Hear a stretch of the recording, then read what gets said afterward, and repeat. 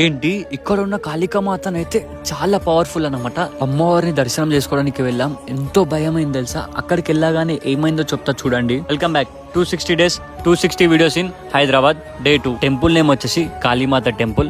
Location వచ్చేసి తిమ్మాయిపల్లి నుంచి మనకి 5 kilometers ఉంటది కాళీమాత టెంపుల్. ఇక్కడ నుంచి లెఫ్ట్ తీసుకొని స్ట్రైట్ వెళ్ళండి. డెడ్ ఎండ్ వరకు వెళ్ళిన తర్వాత మనకైతే లెఫ్ట్ సైడ్ అయితే మనకి కాళీమాత టెంపుల్ అయితే కనిపిస్తుంది చూడండి. ఇక్కడ ఉన్న కాళీమాత టెంపుల్ వచ్చేసి ఎంత పవర్ఫుల్ అంటే మేము ఇన్ని డేస్ నుంచి ఆ రోడ్ మీద నుంచి వెళ్తున్నాం. కానీ కాళీమాత టెంపుల్ కి ఎప్పటి నుంచో వెళ్దాం అనుకున్నాం.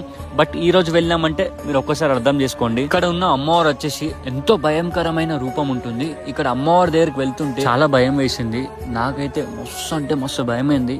అమ్మవారి దగ్గరికి వెళ్ళంగానే కొంచెం ఆ భయం అనేది పోయింది. ఇక్కడ ఉన్న కాళీమాత అమ్మవారు వచ్చేసి కొన్ని సంవత్సరాల నుంచి ఉందంట. ఒక్కసారి అయితే ఇక్కడ అమ్మవారిని అయితే చూడండి. ఇక్కడనైతే అమ్మవారు వచ్చేసి బండకైతే వెలిసింది. కాళీమాత టెంపుల్ దగ్గరనైతే ఎవ్వరు లేరు. మేమిద్దరం పోయేవారికి మాకు ఇంకా చాలా భయం వేసింది అనమాట.